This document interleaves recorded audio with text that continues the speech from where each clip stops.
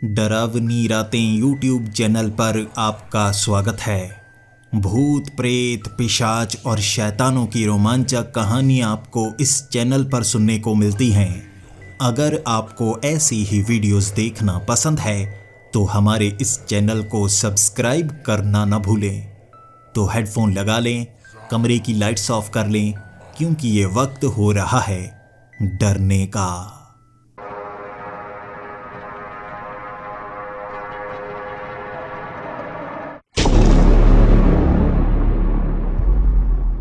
Hello दोस्तों, मेरा नाम विराट है और मैं केरल का रहने वाला हूँ। अगर आपको अपने बारे में जानकारी दूँ तो पेशे से मैं एक पैरानॉर्मल इन्वेस्टिगेटर हूँ। आसान शब्दों में कहूँ तो भूत पकड़ने वाला। ये हमारा पुश्तैनी काम रहा है। मेरे दादाजी भी यही काम किया करते थे, मेरे पिताजी भी यही काम किया करते थे, मेरे चाचा जी भी ये काम किया करते थे। लेकिन बाद में उन्हें इस काम में ज़्यादा तरक्की महसूस नहीं हुई, उन्होंने ये काम छोड़ दिया। मेरे दादाजी ने दुनिया छोड़ दी, लेकिन मैं इस काम में लगा रहा। और एक समय आता है जब आप उस काम में बहुत ज़्यादा शोहरत कमाने लगते हैं। मैं खुद की बात नहीं कर रहा, आज भी सोच रहा हूँ मैं भी कभी शोहरत कमा पाऊँगा। अभी तक वो शोहरत नहीं मिली है, लेकिन कुछ पैसे ज़रूर कमा पा रहा हूँ। लोगों की मदद भी कर देता हूँ जो बहुत ज़्यादा परेशान होते हैं, जिनके घर पर भूत का साया होता है। मैं उस भूत को पकड़ने के लिए, भगाने के लिए, शापित चीज़ों से भूत प्रेत का साया दूर करने के लिए वहाँ पर पहुँच जाता हूँ। मैं ज़्यादा फीस नहीं लेता, लेकिन उसके बाद जब मैं उस काम को कर लेता हूँ तो लोग खुशी खुशी मुझे काफ़ी पैसे दे देते हैं, जिससे मेरे घर का गुजारा चल रहा है। मैं अच्छे खासे पैसे कमाना चाहता हूँ, कोई बड़ा काम करना चाहता हूँ, लेकिन आपको जो काम आता है आपको वही करना चाहिए। मैंने कई और कामों में हाथ तो आजमाया, काम बन नहीं पाया, तो घूम फिर कर मैं यहीं पर आ गया। और शायद भगवान ने यही मेरी किस्मत में लिखा है। हमारे खानदान का इतिहास यही रहा है। लोग अपने खानदान की वो कहानियाँ सुनाते हैं कि हमारे पूर्वज योद्धा हुआ करते थे। मैं भी यही कहता हूँ, हमारे पूर्वज भी योद्धा हुआ करते थे, भूतों की सेना तक से लड़ा करते थे। मेरे जो परदादाजी थे उन्होंने कई भूतों का सामना किया था, कई पिशाचों का सामना किया था। हमें यही बातें बताई जाती हैं और अंत में उनके साथ बहुत ज़्यादा बुरा हुआ था। कहा जाता है कि वो एक ऐसे पिशाच से लड़ रहे थे जो किसी को नज़र नहीं आ रहा था। उस पिशाच ने लोगों की भीड़ के बीच मेरे परदादाजी पर इतनी बार हमला किया कि वो अपने ही जख्मों से मारे गए थे। मेरे पिताजी कहते हैं कि परदादाजी के साथ ऐसा कुछ नहीं हुआ था। एक लड़की थी जो उन्हें छोड़कर चली गई थी। जब इस बात का पता हमारी परदादी को लगा था तो परदादाजी घर जाना नहीं चाहते थे। उन्हें डर था कि परदादी उन्हें मार देंगी, इसीलिए उन्होंने खुद के इतनी चमाटे लगाई, चमाटे मार मार के उन्होंने खुदकुशी कर ली थी। लेकिन मुझे इस पर यकीन नहीं है। हमारे परिवार वाले इतने डरपोक नहीं हो सकते। इस तरह से किसी लड़की के लिए मेरे परदादाजी खुद की जान क्यों लेंगे? हमारे परिवार में तो योद्धा पैदा हुए हैं, जैसे कि मेरे दादाजी थे। मेरे दादाजी भी भूत पकड़ने वाले थे। जहाँ पर जाया करते थे खुशहाली लाया करते थे। वो जिसकी भी मदद करते थे, दोबारा उसे कभी कोई भूत परेशान नहीं करता था। मेरे दादाजी ने भी कई घरों से भूतों को निकाला था, लेकिन एक गांव की हवेली में जब वो गए उन्हें पता नहीं था कि वहां पर कितने भूत हैं।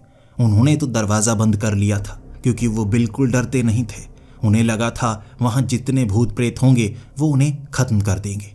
उन्होंने कई तरीके जो खुद इजाद किए थे, यानी कि अलग अलग तरह की चीज़ों का इस्तेमाल करना, जिससे भूत प्रेत दूर भाग जाते हैं। अगर उससे भी काम ना बने तो आग जलाओ, आग पवित्र होती है, उसके धुएं से वो भाग जाते हैं। अगर उससे भी काम नहीं बनता तो दीवारों पर आग लगा दो, जलती हुई जगह पर कोई भूत प्रेत रह नहीं सकता। उस घर में भी उन्हें जैसे आवाज़ें सुनाई दे रही थी, उन्हें लग रहा था यहाँ तो भीड़ की भीड़ है भूतों की। तो उन्होंने भी सबसे पहले उन चीज़ों का इस्तेमाल किया था। भूत नहीं भागे, आवाज़ें आती ही रही थी। उसके बाद उन्होंने वहाँ लकड़ियों में आग लगाई और धुआं किया था। पवित्र धुएं से भी वो आवाज़ें बंद नहीं हुई। भूत जैसे उस जगह में घुसे हुए थे। तो मेरे दादाजी ने दीवारों पर आग लगा दी। उन्हें पता नहीं था वो घर में लकड़ी का कितना इस्तेमाल हुआ है, और जो बाहर वाला दरवाज़ा उन्होंने बंद किया है उसकी लकड़ी फंसी हुई है। दरवाज़ा तो बंद कर दिया, वो दरवाज़ा खुल नहीं रहा था। मेरे दादाजी उसी हवेली में थे जब हवेली जल रही थी। चीखें मार रहे थे, मुझे बाहर निकालो, मुझे बाहर निकालो। लेकिन वो गांव वाले समझ रहे थे शायद ये आवाज़ें भूतों की होंगी। उन्होंने दादाजी को बचाया ही नहीं। दादाजी की लाश पूरी तरह से जली हुई मिली थी। फिर भी घर से आवाज़ें आ रही थी। दादाजी तो मर गए, लेकिन उस घर में जो भूत प्रेत थे वो बाहर नहीं निकल रहे थे। उसके बाद मेरे पिताजी वहां पर गए थे दादाजी का बदला लेने के लिए। 10 दिन बाद उन्होंने घर को खंगाला था। आखिर ये आवाज़ें कहाँ से आती हैं? कहाँ छिपे हुए हैं भूत प्रेत जो सामने आते ही नहीं? और छत पर पहुंचकर उन्हें पता लगा था वहाँ कौवे और कोयल का झुंड था जो आपस में लड़ा करता था। ये आवाज़ ही उसकी थी, और दादाजी ने पूरी हवेली को आग लगा दी जिस कारण उनकी मौत हुई। ये वो घटना थी जिसने मेरे पिताजी को इस तरह से झकझोर कर रख दिया था कि उन्होंने ये काम छोड़ दिया। लेकिन मुझे अपने दादाजी से बहुत ज़्यादा प्यार था। उनकी किताबें पढ़ी थी मैंने, कैसे भूतों को भगाया जाता है, कैसे भूतों से मुकाबला किया जाता है। और मैंने सोचा ये हमारा पुश्तैनी काम है, मुझे ये करना चाहिए। और उसके बाद मैं बन गया था पैरानॉर्मल इन्वेस्टिगेटर। लेकिन मैं मॉडर्न गैजेट्स का इस्तेमाल करता। मैं जो गैजेट्स होते उनसे पता करता कि भूत मौजूद भी है या नहीं। मैं दादाजी की तरह घर को आग लगाकर खुद जलना नहीं चाहता था, इसीलिए कंफर्म करता। जब वहाँ मुझे भूत नजर आते तो मॉडर्न तरीके से मैं उस घर से भूत निकालता। भूत धार्मिक चीज़ों से डरते हैं तो घर में धार्मिक चीज़ें भर दो, भूत घर से बाहर निकल जाते हैं। पॉजिटिव हो जाओ तो भूत घर से बाहर निकल जाते हैं। इस तरह से मैं घरों से भूतों को निकालता हूँ, सबूत इकट्ठे करता हूँ, और इस काम के अच्छे खासे पैसे मुझे मिल जाते हैं। लेकिन एक खास चीज़ जो हमारे परिवार में चली आ रही है कि हमें एक मंत्र सिखाया जाता है बचपन से। उस मंत्र का इस्तेमाल करके हम भूत को भगा तो नहीं सकते, लेकिन किसी की आत्मा से जुड़ सकते हैं। और इसका इस्तेमाल किसी मरे हुए के साथ नहीं कर सकते, बल्कि कोई ऐसा जो कोमा में चला गया हो, जो जिंदा तो हो लेकिन उठ नहीं पा रहा, होश में नहीं आ रहा। हम उसके साथ जुड़ सकते हैं, उसकी आत्मा को ढूंढ सकते हैं, उसे वापस शरीर में डाल सकते हैं। और बचपन में मैंने ऐसा किया था। मैंने एक ऐसे ही आदमी की आत्मा को ढूंढ निकाला था। वो आत्मा आपको नजर आने लगती है, मुझे नजर आती है, किसी और को नजर नहीं आती। और बस उस आत्मा को वापस खींच कर लेकर आओ, उसके शरीर में डाल दो, और वो कोमा से बाहर निकल आता है, दोबारा से जिंदा हो जाता है। मैं ये काम बचपन के बाद दोबारा कभी नहीं कर पाया, क्योंकि मुझे डर था। कई बार आत्मा को काली शक्तियां कैद कर लेती हैं, और वहां से उन्हें छुड़ा कर लेकर आना असंभव काम होता है। असंभव काम हमें कभी नहीं करने चाहिए, जहां जीतने का मौका बिल्कुल न मिले या बहुत कम मिले।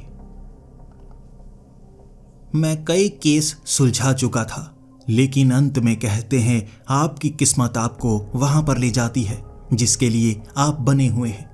एक ऐसा ही आदमी मेरे पास आया था, मेरे पांव पड़ रहा था। उसकी उम्र 60 साल थी और मैं उन्हें रोके जा रहा। मेरे पांव पड़ने की जरूरत नहीं है, अगर आप मुझसे कोई काम करवाना चाहते हैं तो फीस दे सकते हैं। लेकिन उसका कहना था कि तुम्हारे सिवा ये काम कोई नहीं कर सकता। मैं जानता हूं तुम्हारे परिवार के बारे में, किस तरह से शूरवीर योद्धा तुम्हारे परिवार में हुए हैं जो शहीद हुए हैं। उसी तरह से तुमसे एक मदद चाहिए जिसमें जान का खतरा हो सकता है। मैंने कहा जान का खतरा? जान का खतरा कैसे है? उसने कहा मेरा बेटा कोमा में चला गया है और वो रात के वक्त जब हिलता है उसके सर के पीछे 2 आंखें नजर आती हैं, जैसे कोई पिशाच हो। किसी पिशाच ने उसे कैद कर रखा है और हमने कई ऐसे जादूगर, कई ऐसे तांत्रिकों से बात की, सबके हाथ खड़े हो गए। सबका कहना है कि ये कोमा में गया है, इसकी आत्मा इसके शरीर से निकाली जा चुकी है, उसे कैद किया गया है, शायद किसी शक्ति से बांधा गया है, इसे दोबारा जिंदा नहीं किया जा सकता। वो आदमी मेरे पास आया था आखिरी उम्मीद लेकर। वो मेरे पांव इसीलिए पड़ रहा था कि मैं उसके बेटे को बचा लूं, और मैंने हामी भर दी। इसलिए नहीं कि ये अच्छा काम था, बल्कि वो मुझे 5 लाख दे रहा था। इससे पहले इतनी बड़ी रकम मैंने कभी नहीं देखी थी। मैंने हामी भर दी। उसके बाद मुझे अस्पताल ले जाया गया। मैं वो काम करना चाहता था और ये काम करने के लिए मुझे अंधेरे की ज़रूरत होती है। अंधेरे में जो कोमा में हो उसके सर पर हाथ रख के मुझे खास मंत्र पढ़ने पड़ते हैं और मंत्र पढ़ने के बाद मैं उसकी आत्मा से जुड़ जाता हूँ। उसकी आत्मा को ढूंढ सकता हूँ। उसकी आत्मा को ढूंढकर उसके शरीर का रास्ता दिखाना होता है और वापस उसके शरीर में डालने के बाद वो इंसान जिंदा हो जाता है। ये पुश्तैनी शक्ति है। हमारे घर में सबके पास हुआ करती थी। मेरे पास बची है, बाकी सब भूल चुके हैं इसे। मेरे चाचा जी आज भी भूत भगाने का काम तो करते हैं, लेकिन मुझसे उनकी कभी बात नहीं होती। वो कहाँ है? हम उन्हें ढूंढने की कोशिश कर चुके हैं, वो कभी मिले ही नहीं। आज मुझे ऐसा लग रहा था दोबारा हमारे परिवार की उस शक्ति को जगाने का समय है, लेकिन मैं अंधेरे में देखना चाहता था कि उसकी आत्मा के साथ क्या जुड़ा है। क्योंकि जब मैं उसकी आत्मा को बचाने के लिए जाऊंगा, अगर कोई शैतान, कोई प्रेत आत्मा ने उसकी आत्मा को कैद किया है, मुझे उनसे लड़ना होगा, मुझे उनसे सौदा करना होगा। सौदा करने के बाद मैं उस आत्मा को बचाकर वापस ला पाऊंगा। मैं अंधेरे में बैठा हुआ था, कमरे में कोई आ नहीं सकता था। मैंने देखा वो जो लड़का था उसे वेंटिलेटर पर लगाया गया था। वो कोमा में था, लेकिन उसके सर के पीछे जैसे बड़ी बड़ी सफ़ेद आंखें, पूरी तरह से काला चेहरा निकल कर आया। ये कोई प्रेत आत्मा सी थी या पिशाच था। वो मुझे घूर रहा, मुस्कुरा रहा और वो हल्की हल्की आवाज़ गूंज रही थी वहाँ। मैं जब उस लड़के के करीब गया, वो जैसे गायब हो गया। मैं देख भी नहीं पाया कि वो प्रेत था, पिशाच था, क्या था वो। लेकिन अब उस लड़के को बचाने का एक ही रास्ता था, उसकी आत्मा को बचा कर लेकर आना। लेकिन रास्ते में मुझे सिर्फ उसी की आत्मा नहीं मिलेगी, बल्कि मुझे और भी बहुत कुछ देखना पड़ेगा। इस पिशाच से लड़ना होगा या सौदा करना होगा। लेकिन भगवान का नाम लेकर मैंने उस लड़के के सर पर हाथ रखा और उसके बाद मंत्र बोलने लगा।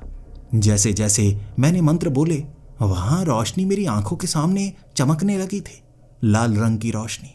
ये लाल रंग की रोशनी आंखों में क्यों चमक रही है? हमेशा तो सफ़ेद रंग की रोशनी चमकती है। मैंने ध्यान से देखा, सामने लाल बल्ब जल रहा था। ये ऑपरेशन थिएटर था। फिर मैंने ज़ोर से आंखें बंद की। इस बार सफ़ेद रोशनी नज़र आई।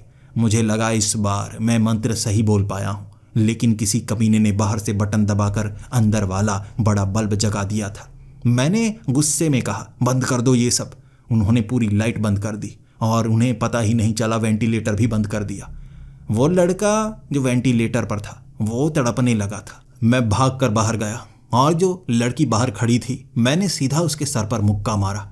लड़की को मारना चाहती है? कर क्या रही है? उसने कहा, आप मेरे आइडल हो, मैं आपको बस देखना चाहती थी लाइट में, इसीलिए पहले लाल जगाई थी, फिर मैंने वो सफ़ेद वाली जलाई और आपने बंद करने को कहा तो मैंने पूरी इलेक्ट्रिसिटी ही बंद कर दी। उसने जब लाइट जलाई उसके बाद वेंटिलेटर ऑन किया। फिर मैं दोबारा कमरे में गया। मैंने इशारा किया लाइट बंद करने का, मंत्र पढ़े, सर पर हाथ रखा और सफ़ेद रंग की रोशनी। ये इस बार वो शक्ति थी जो मेरे अंदर समाई। मैं अब उस शरीर से जुड़ चुका था। ढूंढनी थी अब मुझे वो आत्मा, और आत्मा ढूंढने के लिए मुझे वो गैजेट का इस्तेमाल करना था जो मेरी आत्मा के साथ जुड़कर जितने भी ऐसी आत्माएं हैं जिसका मैं इस्तेमाल कर सकता हूँ उनकी तरफ इशारा करती है। और इस समय मैं सिर्फ उस लड़के की आत्मा से जुड़ा था, तो वो गैजेट मुझे दिखाने लगा कि उसकी आत्मा कहाँ पर है, और शायद अब मुझे उसे कैद से निकालना था। अस्पताल से मैं बाहर निकला। वो लड़के का बाप पूछ रहा था, क्या हुआ, वो जिंदा हो गया? मैंने कहा, काम काफ़ी लंबा है, मुझे बहुत मुश्किलों का सामना करना होगा, मेरा पीछा मत करना। वो मेरे पीछे नहीं आया, मैं अकेला था। जब मैं हॉस्पिटल से बाहर निकला, रात का वक्त था, मुझे काफ़ी डर लगने लगा। मुझे लगा उसके बाप को कह देना चाहिए था साथ चलो, लेकिन मैंने पता नहीं किस सोच में उसे मना कर दिया। अकेले जाने में डर लग रहा था। भूतों से कौन नहीं डरता? अंधेरे में सबको डर लगता है, चाहे वो भूत पकड़ने वाला ही क्यों ना हो। डरता डरता मैं उस दिशा में जाता गया। शहर से बाहर थी वो आत्मा, लगभग 7 किलोमीटर चला मैं, और उसके बाद रास्ते में ऑटो पकड़ना पड़ा। और ज़्यादा थोड़े ना चल सकता था मैं। ऑटो मुझे शहर से बहुत ज़्यादा बाहर ले गया। वहाँ 2 गांव के भी आगे एक गांव में पहुँचने के बाद ये जंगली सा इलाका था, और रात के वक्त चलकर मैं गांव की तरफ जा रहा, और एक पहाड़ी के ऊपर मुझे आत्मा नज़र आ गई। ये उस लड़के की आत्मा थी, और दूर से मैंने देखा उसके पैरों में बेड़ियां डाली गई थी, यानी उसकी आत्मा कैद है। लेकिन उसे यहाँ आज़ाद क्यों छोड़ा गया है? वो पहाड़ी पर जैसे चढ़ा हुआ नीचे देख रहा था। नीचे किस तरफ देख रहा है? जैसे ही मैं चलकर उसके करीब गया, मैंने उससे सवाल किया, क्या देख रहे हो? उसने कहा, कुछ नहीं, देख रहा हूँ कितना अच्छा तालाब है। मुझे कुदरत की बनाई चीज़ें देखना बहुत ज़्यादा पसंद है। मैंने कहा, चलो वापस चलो अपने शरीर में, उसके बाद तुम्हें कुदरत की चीज़ें देखने का पूरा मौका मिलेगा। उसने कहा, मैं नहीं जाऊँगा। जो आजकल मुझे कुदरत की चीज़ें देखने का मौका मिल रहा है वो कभी नहीं मिला करता था। मैं बहुत ज़्यादा परेशान था अपनी ज़िंदगी से, और मुझे पता है मैं अपने उस शरीर को छोड़ चुका हूँ, मैं मर चुका हूँ। मुझे दोबारा ज़िंदा करने की कोशिश मत करना। मैंने कहा, मैं तुम्हें बचाने आया हूँ, तुम मरे नहीं हो, तुम कोमा में हो। उसने कहा, मैं कोमा में हूँ, लेकिन मैं वापस शरीर में नहीं जा पाऊँगा। वो मुझे जाने नहीं देंगे, वो मुझे वापस जाने नहीं देंगे। मुझे उसका भरोसा जीतना था, मुझे उससे दोस्ती करनी थी ताकि वो मुझ पर यकीन करता। क्योंकि जो आत्मा शरीर से निकल जाती है ना, उसे भटकाया जाता है। शायद इसे भी भटकाया गया होगा। मैंने उसको कहा, मुझे सच्चा दोस्त मानो, मुझ पर भरोसा करो। उसने कहा, मेरा कोई दोस्त नहीं बना, सब मुझे छोड़कर चले जाते थे। मेरा कोई दोस्त नहीं है, मुझे पता है तुम भी समय आने पर मुझसे दूर होने लगोगे। तुम मेरे सच्चे दोस्त, मेरे पक्के दोस्त नहीं बनोगे, तुम झूठे रहोगे। मैंने कहा, वादा करता हूँ तुम्हारा सच्चा दोस्त बनूंगा, पक्का वाला दोस्त बनूंगा, हमेशा तुम्हारे साथ रहूंगा। वो रोता रोता मेरी तरफ देख रहा था और कहा, कसम खाओ कि तुम मेरे हो जाओगे। मैंने कहा, मैं तुम्हारा हो गया, समझो मैं तुम्हारा दोस्त बन गया, चाहे किसी ने तुम्हें ना अपनाया हो, लेकिन मैं तुम्हें अपनाऊंगा। तुम बातें तो अच्छी करते हो। उसके बाद वो मेरे साथ आया, उसने मेरे हाथ से हाथ मिलाया और मुझसे वादा लिया कि मैं उसका पक्का दोस्त बनूंगा। मैं बन गया उसका पक्का दोस्त। मैंने कहा, चलो मेरे साथ उस सफ़र पर, जब तुम्हारे शरीर में तुम्हारी आत्मा को डाल दूंगा और कर दूंगा तुम्हें जिंदा, चलो मेरे साथ। उसने कहा, जिसने बेड़ियां डाली हैं वो मुझे जाने नहीं देगा, लेकिन तुम मेरे पक्के दोस्त हो, तुम शायद मुझे उससे बचाओगे। मैंने कहा, हाँ बचाऊंगा। उसने कहा, बस आखिरी बार मुझे वो कुदरत के नज़ारे देख लेने दो, वो कुदरत के दृश्य देख लेने दो। मैंने कहा, देख लो, क्या देख रहे हो? अपनी आंखों से देखना, जिंदा होने के बाद यहीं पर लेकर आऊँगा। उसने कहा, नहीं, जिंदा होने के बाद मैं शायद ये देख ना पाऊँ। मैंने उसको कहा, क्या देख रहे हो? दिखाओ ज़रा मुझे, वो तालाब में क्या है? मैं आगे की तरफ देखने लगा। वो तालाब बिल्कुल करीब था, ये छोटी सी पहाड़ी थी, और मैंने नीचे देखा 3-4 लड़के नंगे होकर नहा रहे थे। ये उन्हें ताड़े जा रहा, और उन्होंने मुझे देख लिया। अब ये तो एक आत्मा थी, ये दिख नहीं रहा था, जबकि मैं दिख गया, और नीचे से लड़के गालियां निकालने लगे, अबे साले तू यहाँ क्या कर रहा है, भाग जा यहाँ से। लेकिन वो जैसे उन्हें देखे जा रहा। अब मैं समझ गया ये कौन से कुदरत के नज़ारे देख रहा है। मैंने उसको पूछा, ये क्या देख रहा है? वो तो नहा रहे हैं। उसने कहा, यही तो कुदरत के नज़ारे हैं, ये मुझे कभी देखने को नहीं मिलते। कोई मेरा दोस्त नहीं बनता, मैं भी उसके साथ नहाना चाहूँगा जो मेरा दोस्त बने। क्या तुम मेरे साथ यहाँ नहाने आया करोगे तालाब में? मैं उसकी आंखों की तरफ देख रहा था। हमेशा ऐसी आंखें और आंखों में तड़प लोगों के होती तो है, लेकिन इसकी तड़प मेरे लिए भी अजीब सी लग रही थी। उसने ऊपर से लेकर मुझे नीचे तक ऐसे देखा जैसे कोई लड़का अपनी प्रेमिका को ताड़ रहा हो। उसने मुझे ऐसे ताड़ा और मुझे खुद शर्म आ गई। मैं उसे कह रहा था, चलो अपने शरीर के अंदर जाने का समय है, जल्दी चलो। उसने कहा, मैं ऐसे नहीं जा सकता, ये बेड़ियां बंधी हैं, अब वो प्रेत मेरा मालिक है, तुम्हें पहले उसके पास जाना होगा, सौदा करना होगा। मैंने कहा, चलो देखते हैं कौन सा सौदा करता है, जाना कहाँ है? उसने कहा, कब्रिस्तान में। मैं आगे आगे चलने लगा क्योंकि उसने बता दिया था कौन से कब्रिस्तान में जाना है। वो मेरे पीछे पीछे चल रहा, बार बार मेरी पिछली जेब में हाथ डालने की कोशिश कर रहा और अंत में तंग आकर मैंने पूछ ही डाला, क्या कर रहे हो? उसने कहा, कुछ नहीं, मैं बस तुम्हारे पर्स में तुम्हारी तस्वीर देखना चाहता हूँ। मैंने वो तस्वीर देख ली, बस मुझे खुशी हुई। ये सुनकर मुझे लगा ठीक है, पर्स में मेरी पहचान जानना चाहता होगा। 2 मिनट बाद मुझे याद आया, मैं तो पीछे पर्स रखता ही नहीं। मुझे बहुत ज़्यादा घिन सी आने लगी थी। वो कैसी कैसी हरकतें कर रहा था। ऐसे लड़के को क्या बचाना चाहिए या नहीं, मैं सोचने पर मजबूर हो गया था। लेकिन जो काम मैंने हाथ में लिया था उसे पूरा तो करना ही था ना। हम चलकर कब्रिस्तान की तरफ जा रहे, आधे रास्ते पर ही वो रुक गया और कहने लगा, मेरी टांगें दर्द कर रही हैं। मैंने कहा, तू प्रेत आत्मा है, तू शरीर से निकली हुई बस आत्मा है, तेरी टांगें कैसे दर्द कर सकती हैं? उसने कहा, मुझे नहीं पता, मुझे नाचना है। मेरी आंखें खुली की खुली रह गई थी जब उसने नाचने की बात की थी। मैंने कहा, ये कैसी टांगें दर्द कर रही हैं जिसमें नाचने की ज़रूरत पड़े? उसने कहा, बिना नाचे मेरा मन नहीं लगता। मुझे लगा हो सकता है ये डांस सीख रहा हो और नाचने का मन हो। जैसे गाने सुनने के बाद हमारा मन शांत हो जाता है, कुछ लोग होते हैं जो जिम जाने के बाद शांत हो जाते हैं। हो सकता है ये नाचने के बाद शांत हो जाए, इसे बहुत ज़्यादा टेंशन हो। लेकिन जब मुझे नीचे बिठाकर मेरे सामने वो नाचने लगा था ना, भले ही वो आत्मा थी, लेकिन ऐसी अश्लील आत्मा मैंने कभी नहीं देखी। वो मुंह से पंजाबी गाना गा रहा था, चुन्नी मेरी रंग दे ललारिया यार दी गड्डी दे नाल दी, लेकिन नाच मुजरा रहा था। मेरे सामने मुजरा किया उसने कपड़े उतार उतार कर। एक आत्मा कपड़े उतार कर कैसी लगती है मैं देख पा रहा था। मैं गुस्से से आग बबूला हो गया।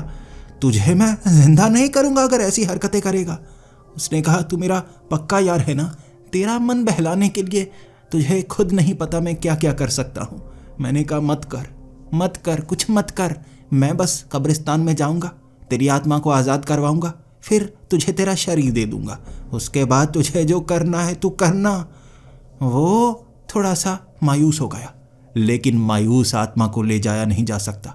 वहीं पर बैठ गया, रोने लगा था। मेरा कोई नहीं है, कोई मेरा साथ नहीं देता, मैं वापस नहीं जाऊंगा। वो अगर वापस नहीं जाएगा तो मेरे लिए परेशानियां बढ़ सकती थी। जो 5 लाख रुपए मैंने लिए थे, सबसे पहले मैं KFC में एक चिकन बकेट खाकर आया था। उसके बाद महंगे महंगे कपड़े लिए थे। मैंने 50,000 की घड़ी भी ली थी। इसी के साथ मैंने सोने की अंगूठी भी बनाई थी। अब वो पैसे मैं वापस नहीं कर सकता था। इसे मुझे वापस कोमा से बाहर लेकर आना था, तो इसकी बात तो माननी ही थी ना। मैंने उसे चुप करवाया। देख मुझे धीरे धीरे समझने का मौका चाहिए। मैं तेरा दोस्त बन रहा हूँ ना, तो तुझे आदत डालनी होगी कि मैं कभी कभी बहुत गुस्सा करता हूँ। तेरा दोस्त तो हूँ ना, तू बस थोड़ा गलत मत समझना। बस इतना था। वो खुद मानने को तैयार बैठा था। ऐसा रूठा मैंने कभी नहीं देखा। बस आप बोले और वो मानने को तैयार था। रास्ता छोटा था, उसने लंबा बना दिया था। अब कब्रिस्तान के करीब ही थे हम।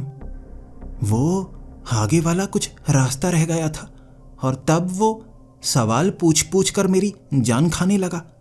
तेरी छाती पर बाल आते हैं या नहीं आते? मैंने कहा, बस वो सामने कब्रिस्तान, चलो चलो जल्दी करो, जल्दी जल्दी तेज तेज चलते हैं, काम हमें बड़ी जल्दी करना है।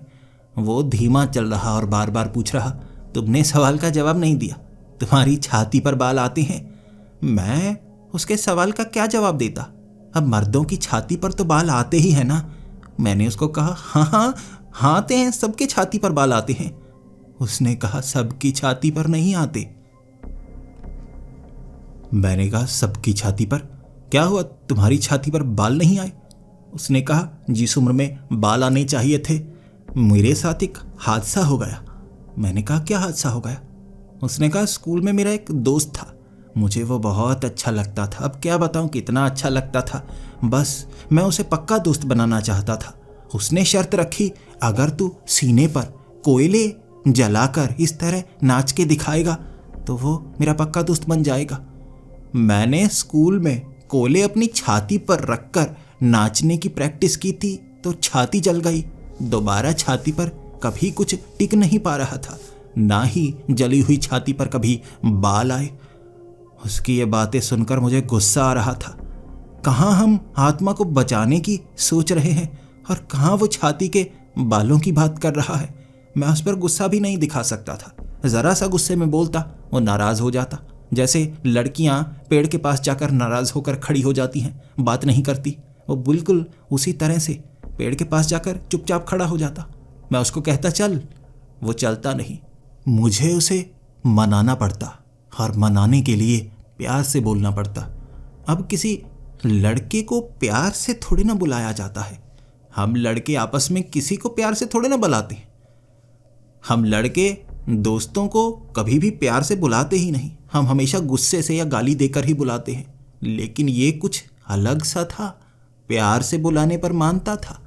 उसके बाद उसे मनाना पड़ा। फिर हम कब्रिस्तान में गए और मैं जानता था जो आत्मा होती है उसको जो कैद करना चाहता है वो प्रेत आत्मा बिल्कुल उसके जैसी होती है। उसके साथ जुड़ी हुई आत्माएं भी बिल्कुल उसके जैसी होती हैं। शायद इस पर जिस भूत, जिस प्रेत या पिशाच का साया है जो उसके सर के पीछे से हंसता था, वो ऐसा ना हो। बहुत गड़बड़ हो जाएगी। मुझे इससे ज़्यादा डर उसका लग रहा था। सौदे में क्या मांग ले। भले ही मैं लड़की नहीं लड़का था, लेकिन यहाँ तो लड़कों को भी खतरा हो जाए ऐसा एहसास हो रहा था मुझे। उस कब्रिस्तान में पहुंचते ही उस लड़के की आत्मा ने इशारा किया था। सामने वो पीछे वाली कब्र पर बैठा काले रंग का शैतान। मैं उसे देखते ही पहचान गया। बिल्कुल वैसा। उसकी सफ़ेद सफ़ेद आंखें और गूंजती हुई वो आवाज़। हंस रहा था वो, मुस्कुरा रहा था। लेकिन अब उससे दूर जाने का कोई और रास्ता भी नहीं था। वो सौदा करेगा और सौदे के मुताबिक काम करना होगा, तब इसकी आत्मा को आज़ाद करवा सकता हूँ। चलता चलता मैं उसके करीब गया था। उसे देखते ही मुझे डर लग रहा था।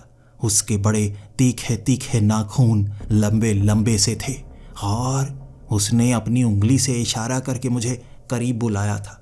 मैं घबरा सा गया। मैंने कहा मैं पास नहीं आऊँगा, मुझे तुमसे थोड़ा डर लग रहा है। तुम दिखने में भी बहुत खतरनाक हो और ये लंबे नाखून, अगर तुमने इस नाखून से मुझ पर वार किया तो? उसने कहा वार किया? तुम्हें क्या लगता है मैंने नाखून वार करने के लिए बढ़ाए हैं? ये तो पीठ पर खुजली होती है जिसके लिए नाखून लंबे किए हैं। तो मैं इससे खुजाता रहता हूँ और कोई काम नहीं है इसका। आ जाओ करीब आकर बैठो। मैं उसके करीब गया। वो लड़के की आत्मा भी वहीं पर आकर बैठी थी। हम दोनों उस शैतान की तरफ देख रहे और वो लड़का वो कांपने लगा था। कांपती हुई आत्मा बड़ी अजीब लग रही थी। वो शैतान मेरी आंखों में आंखें डालकर देखे जा रहा और मैं घबराए जा रहा। जैसे ही मैं बोलने की कोशिश करता वो मुझे चुप करवा देता। वो अपने होंठ पर उंगली रख के कहता श्श्श। बस मुझे 5 मिनट तक देखता ही रहा। 5 मिनट बाद मैंने बोलने की कोशिश की। उसने फिर से मुझे इशारा कर दिया कि होंठ पर उंगली रख के चुप हो जाओ। लगभग 20 मिनट तक ऐसा ही होता रहा। मुझे लगा अगर मैं यहाँ बैठा रहा ये तो बस चुप करवाता रहेगा। तो मैं गुस्से में आकर कहने लगा ऐसे मैं चुप नहीं बैठूंगा। मुझे जो चाहिए तुम्हें देना होगा। तुम मुझे बार बार चुप क्यों करवा रहे हो? उसने कहा कुछ नहीं, मैं तो समय बर्बाद कर रहा था। तुम मेरी बात मानते गए, मैं मनवाता गया। मैंने अब उसको सीधा सीधा कह दिया मुझे बताओ मुझे तुम्हारा क्या काम करना होगा। इस बच्चे को तुम आज़ाद कैसे करोगे? उसने कहा देखो इसकी टांगों में 3 बेड़ियां हैं, यानी कि मेरे 3 काम, और मैं थोड़ा हड़ियल हूं इसीलिए मैं 4 काम करवाऊंगा। मैं उसकी तरफ देख रहा था, वो मेरी तरफ देख रहा था। मैं सोचने की कोशिश कर रहा कितना कमीना सा पिशाच है। काम 3 करने चाहिए लेकिन ये मुझसे 4 काम करवाना चाहता था। मैंने कहा बताओ मुझे क्या करना होगा। उसने कहा पहले मैं अपने वाला काम बताता हूँ, फिर उसके बाद अपने 3 काम बताऊंगा जिससे ये आज़ाद होगा। मैंने कहा बताओ। उसने कहा पहला काम, अपना सर काट कर मेरे पैरों में रखो। अपना सर काट कर मेरे पैरों में रखो तो मैं मान लूँगा। उसके बाद 3 कामों के बारे में पूछना। मैंने कहा साले अगर मैं सर काट दूंगा तो आगे वाले 3 कामों के बारे में कौन पूछ पाएगा। उसने कहा मेरा पहला काम तो ये है। मैंने कहा मैं ये नहीं कर सकता, मैं ये नहीं कर सकता।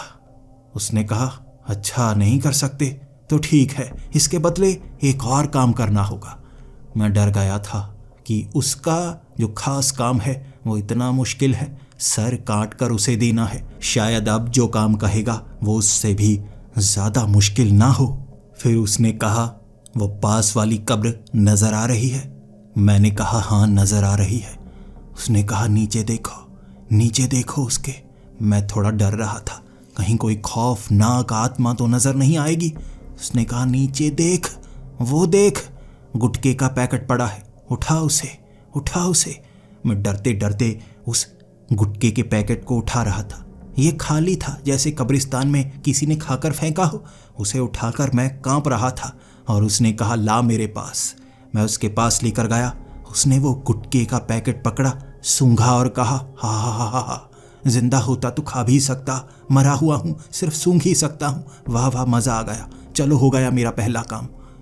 मेरी आंखें खुली की खुली रह गई। बस ये काम करना था।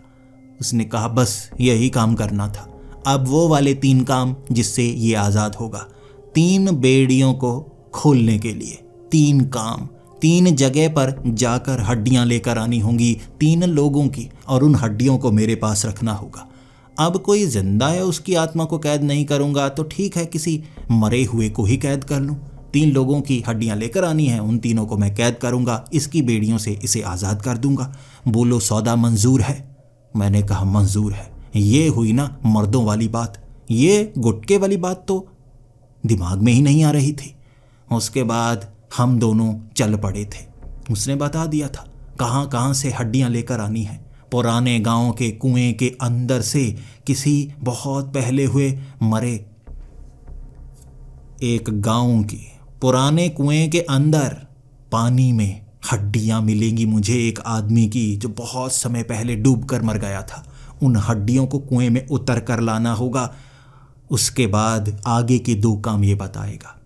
मैं उस कुएं के पास पहुंचा उस गांव में। वहां खौफनाक आवाज़ें आ रही थी। मैं उन आवाज़ों को पहले समझ नहीं पा रहा। ऐसे लग रहा था जैसे कोई बोलने की कोशिश कर रहा हो लेकिन उसकी आवाज़ को दबाया जा रहा हो। पूरे के पूरे गांव में वो आवाज़ गूंज रही थी और कुएं के आसपास के घर टूटे पड़े थे। ये साफ था यहाँ ऐसी कोई आत्मा, ऐसा कोई भूत है जो लोगों को डरा कर भगा देता है। वहाँ जैसे जैसे मैं कुएं के पास जाता गया मुझे वो आवाज़ जो गूंज रही थी साफ सुनाई देने लगी। पहले लग रहा था जैसे कोई बोलने की कोशिश कर रहा है और उसे बोलने नहीं दिया जा रहा, मुंह पर हाथ रखा गया हो।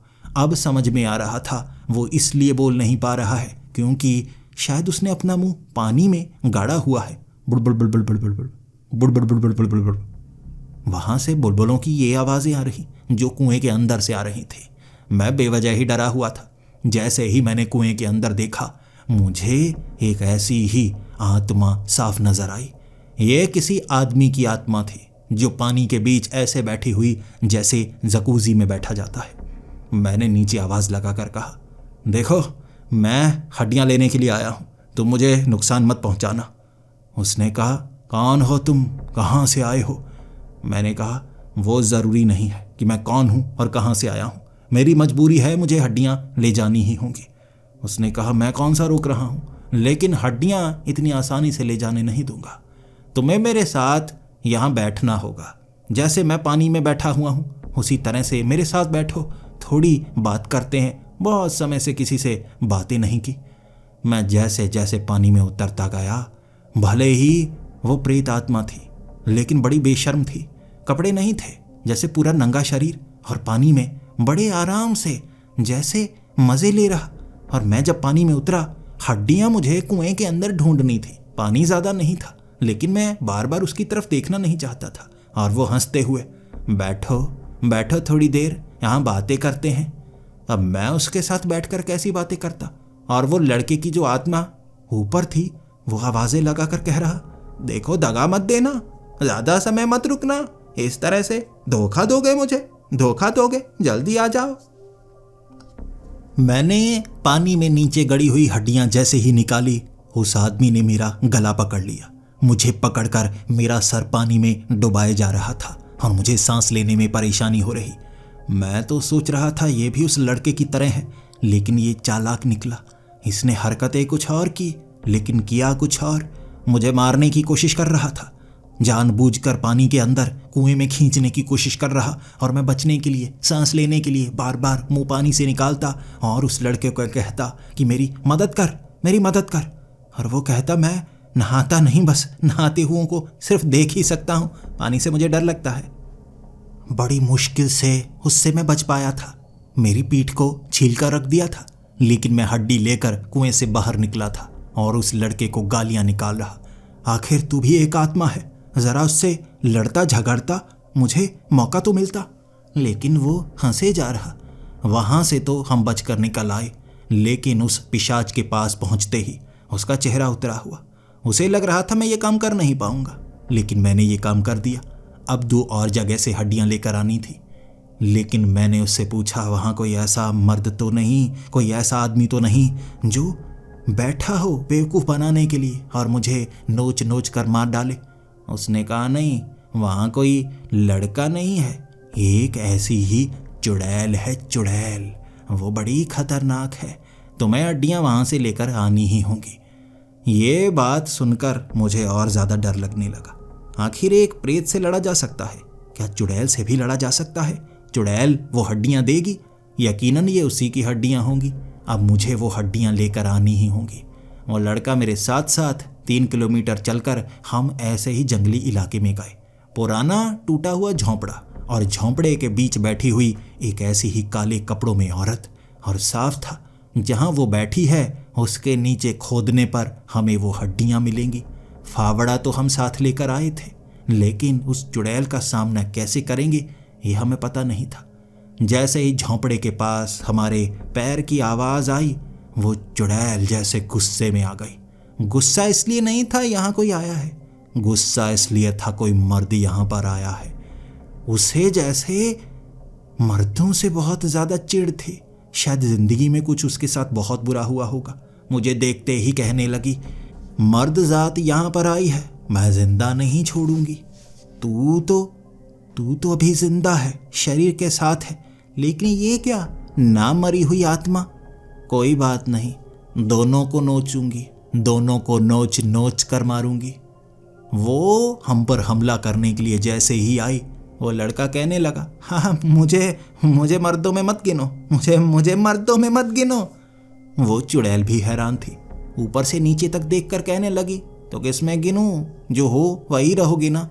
उसने कहा, ऊपर तक मत देखो, अंदर से झांकने की कोशिश करो, मेरी आत्मा को झांकने की कोशिश करो। वो चुड़ैल भी एक पल के लिए जैसे सन्न सी हो गई थी, फिर मेरी तरफ देखकर इशारा कर रही कि ये क्या है। मैंने कहा, मुझे अब तक नहीं पता, तुम्हें क्या पता लगेगा। मुझे लगा था मुझे नोच कर मार डालेगी, लेकिन जैसे ही मेरे करीब आई, मेरे सर के बालों को पकड़ लिया। वो तो औरतों की तरह लड़ रही थी, जैसे औरतें बालों को पकड़ लेती हैं। मैं उसको कह रहा, मुझे छोड़ दो, मैं तुम्हें नुकसान नहीं पहुंचाना चाहता। लेकिन वो बस गुस्से में आकर मेरे बालों को पकड़कर खींचे जा रही। मुझे आ गया गुस्सा, मैंने उसके बाल पकड़ लिए। हम दोनों औरतों की तरह लड़ रहे थे, बालों को ऐसे पकड़ा हुआ कि वो चाहती थी मेरे बाल उखाड़ देगी, मैं चाहता था उसके बाल उखाड़ दूं, और दोनों चीखें मारते हुए बालों को खींच रहे। पीछे से उस लड़के ने कब फावड़े से वहां खड्डा खोदा और हड्डी निकाल कर कहने लगा, हड्डी मिल गई, चलो निकलते हैं यहाँ से। अब लड़ने का कोई फायदा नहीं था, हड्डियां तो मिल गई थी ना। वो लड़का आगे आगे भागा और मैं उस चुड़ैल को धक्का देकर हट। वो पीछे से पकड़ने की कोशिश कर रही, कुत्ते की तरह मेरी टांग पकड़ना चाहती थी, और मैं अपनी टांग को मारता हट। बड़ी मुश्किल से बचकर निकला था। मेरे जैसे टांग में 2 बार दांत गड़ा दिए थे। मैं भी सोच रहा था कहीं मुझे रेबीज ना हो जाए, लेकिन मरी हुई ऐसी चुड़ैल से भी क्या रेबीज हो सकती है, इसका जवाब नहीं था। डॉक्टर को क्या कहूँगा, वो तो पेट में इंजेक्शन लगाएगा ना, वो पूछेगा कौन से कुत्ते ने काटा है। क्या कहूँगा, ये कुत्ते जैसी चुड़ैल थी। मेरे दिमाग में कुछ नहीं आ रहा था, लेकिन जो ज़रूरी था पहले वो करना था। कब्रिस्तान के पिशाच से मिलने के बाद जब दूसरी हड्डी उसे दी, उसका चेहरा उतर गया। वो समझ गया था 2 बेड़ियां खोलने का समय आ गया। 2 बेड़ियां उसने खोल दी। आखिरी बेड़ी खोलनी थी, आखिरी काम हमें करना था। लेकिन उसने डराते हुए कहा, अब जहाँ से हड्डियाँ लाने के लिए कहूँगा हड्डियाँ ला नहीं पाओगे। वो बहुत खतरनाक है, वो बहुत समझदार है, वो बहुत चालाक है और मैं खुद उसे कैद करना चाहता हूँ। लेकिन अगर तुम उससे हड्डियाँ ले आए, मान जाऊँगा तुम्हें कि तुम उससे भी ज़्यादा समझदार हो। कोई नहीं हरा पाया उसे आज तक, कोई नहीं। उसने जो जगह बताई थी वो भी बहुत खौफनाक थी। हमें इस शहर के पुलिस स्टेशन की छत पर जाना था। छत पर हड्डियां रखी हुई हैं किसी इंसान की और पुलिस वालों को पता तक नहीं। वो हड्डियां लेकर आनी है और उसकी सुरक्षा करने वाला जो प्रेत है वो पहले पुलिस में हुआ करता था, डिटेक्टिव था।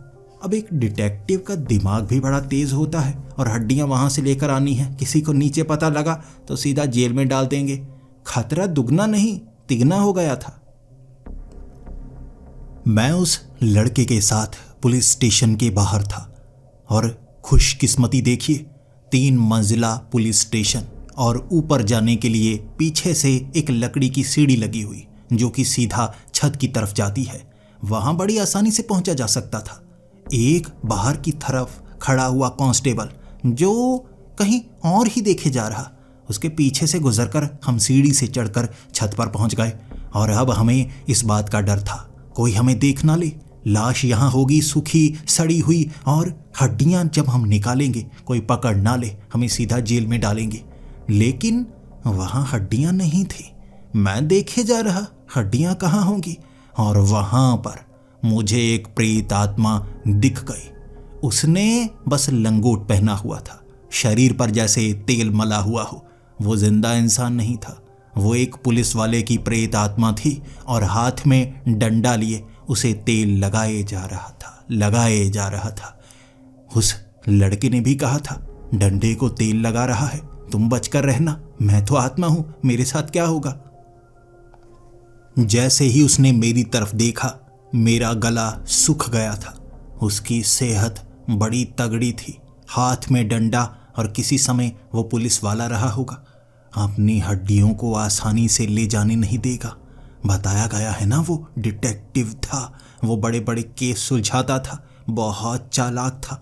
मेरी टांगें कांपने लगी थी, कहीं ये डंडा मुझे देकर ना मारे या लिटा लिटा कर तेल वाले डंडे से मेरी मालिश ना कर दे। इनकी मालिश भी बड़ी बुरी होती है। इसीलिए कांपते कांपते मैं उसको कह रहा, मैं जो ले जाना चाहता हूँ मुझे ले जाने दो। और उसने भारी आवाज़ में कहा, अच्छा, पुलिस स्टेशन की छत से सामान ले जाना चाहते हो? तुम्हें लगता है मैं आसानी से ले जाना दूंगा? मैं अपने शहर की सुरक्षा करता हूँ छत से देखते हुए, बस इंतज़ार करता हूँ कोई पुलिस स्टेशन की छत पर आ जाए। और अब तुम आए हो। एक तो बस आत्मा है, उसके साथ तो क्या ही कर सकता हूँ। तुम तो जिंदा हो, बड़ी मुद्दतों के बाद कोई मिला है जिसकी सेवा करने का मौका आज मिला है। छोड़ूंगा नहीं। वो मेरी तरफ भागा। ये पुलिस स्टेशन की छत थी। चोर पुलिस खेल रहे थे हम। मैं टंकियों के पीछे से भागता भागता छिपने की कोशिश कर रहा और वो लड़का एक कोने पर बैठकर बस उस पुलिस वाले को देखे जा रहा। उसके शरीर पर तेल लगा था और जब मैं उसके करीब से गुजरता वो लड़का कहने लगता, व्हाट अ बॉडी, वाह व्हाट अ बॉडी। उसका इतना मोटा पेट बाहर की तरफ लटका हुआ था। भले ही वो प्रेत आत्मा थी, लेकिन कितनी घटिया और भद्दी सी थी। तेज बड़ा भाग रहा था, मुझे बार बार पकड़ने के जैसे करीब पहुंच जाता। मैं ना चीख पा रहा ना कुछ कर पा रहा। यहाँ चीखूंगा तो पुलिस वाले पीटेंगे, ये तो अकेला है, ये पकड़ भी नहीं पा रहा। तो मुझे बस यहाँ से मौके का इंतज़ार करना होगा, शायद कोई मौका मिले। शायद कोई लाश मिल जाए, बस हड्डी लेनी है, नीचे उतर जाना है। वहाँ कोई हड्डियाँ नहीं थी, कोई लाश नहीं थी। अगर लाश होती तो उसकी दुर्गंध आती, पुलिस वालों को पता लग जाता, लेकिन वहाँ ऐसा नहीं था। वो तेल वाला डंडा लिए बिल्कुल जैसे मेरे सर के करीब पहुंचकर मुझे मारने की कोशिश करता और मैं टंकियों के पीछे से बचता बचता निकल जाता। यहाँ भागम भाग मची हुई थी और मैं देखे जा रहा, कोई हड्डी मिल जाए, कोई हड्डी मिल जाए। जब वो मुझे पकड़ नहीं पाया तो एक जगह रुक गया और फिर कहने लगा, जो भी ले जाने आए हो मैं ले जाने दूंगा, बस मेरे मन की मुराद पूरी कर दो। मैंने कहा, क्या मुराद है? उसने कहा, कपड़े उतार कर उल्टे लेट जाओ, बस 2-3 बार डंडे मारने हैं। जब जिंदा था बड़ा मज़ा आता था, जो भी मुजरिम आता डंडे पीछे मार मार कर सुजा कर रख देता था। बड़ी याद आती है। बस ज़रा सा लेटो, 2 बार मारूंगा, ज़्यादा ज़ोर से नहीं मारूंगा, बस पटैक पटैक की 2 बार आवाज़ आएगी, ज़्यादा नहीं। मैंने कहा, भाग जा यहाँ से, मैं क्यों डंडे खाऊं? मैं जो काम करने आया हूँ उसके लिए अपनी इज्जत थोड़ी ना लुटा सकता हूँ। नहीं, मैं नहीं करूँगा। वो मेरे पीछे भागता रहा, फिर से रुक गया, फिर से कहने लगा, ठीक है, कोई और सौदा करते हैं। ऐसा करो, कपड़े उतार कर पाइप पर लटक जाओ। बड़ा मज़ा आता था जब रस्सियों से बांधा होता था मुजरिम को और कपड़े उतार कर पीछे डंडे मारा करता था। बस 2 बार मारूंगा, ज़रा सी सोजिश आएगी, फिर ठीक हो जाएगा, काम भी बन जाएगा। जो ले जाने आए हो ले जाना, मुझे कोई गम नहीं। मैंने कहा, नहीं, कपड़े नहीं उतारने वाला मैं, ना मैं डंडे खाने वाला हूँ, कोई गलत काम थोड़ी ना करने आया हूँ। उसने कहा, तो क्या करने आए हो? यहाँ ऊपर क्या करने आए हो? कहीं टंकियों में जहर घोलकर पुलिस वालों को मारने तो नहीं आए? ऊपर से गिरा दूंगा मैं। मैंने कहा, नहीं, बस वो हड्डियाँ लेने आए हैं। उसने कहा, हड्डियाँ? कौन सी हड्डियाँ? ये पुलिस स्टेशन है, यहाँ कोई मीट की दुकान थोड़े ना है जहाँ पर तुम्हें हड्डियाँ मिलेंगी। मैंने कहा, वो हड्डियाँ जो यहाँ पर हैं, वो तुम्हारी हड्डियाँ जिस कारण तुम यहाँ कैद हो। उसने कहा, अच्छा वो हड्डियाँ, वो देखो घोंसला, पीछे घोंसला दिख रहा है, वहाँ छोटी सी हड्डी होगी, वो चाहिए थी तुम्हें। आखिर हड्डी लेने पुलिस स्टेशन कौन आता है? मैंने कहा, हमें बस हड्डियाँ चाहिए थी, 3 लोगों की और तीसरे तुम हो, हमें उस पिशाच ने भेजा है। तो वो पुलिस वाले की आत्मा कहने लगी, अच्छा तो हड्डियाँ ले जाओ, ठीक है, मुझे यहाँ से जाने का मौका भी मिल जाएगा, बिल्कुल ठीक है। मैंने कहा, तुम कुछ कहोगे नहीं? डंडे नहीं मारोगे कपड़े उतार कर? उसने कहा, नहीं, इसके लिए थोड़े ना मारूंगा, मुझे लगा कुछ चुराने आए हो, किसी को मारने आए हो, इसीलिए मैंने मारने की कोशिश की। अगर हड्डियां ही ले जानी है तो ठीक है। मैंने बस हड्डी उठाने से पहले उससे पूछा, लेकिन तुम्हारी हड्डियां घोंसले में क्या कर रही हैं? क्या तुम घोंसले में मरे थे? क्या तुमने चिड़िया को कुछ गुस्सा दिला दिया था कि चिड़िया ने चोंच मार मार के तुम्हें मार दिया? उसने कहा, गालियां सुनना चाहते हो? मुझे जंगल में जानवरों ने मारा था, मैं जैसे स्मगलरों का पीछा कर रहा था, अकेला था, बहादुर बनना चाहता था। उसके बाद उनका पीछा करता गया। जंगल में थे वो और मैं उनका पीछा करता रहा और भटक गया।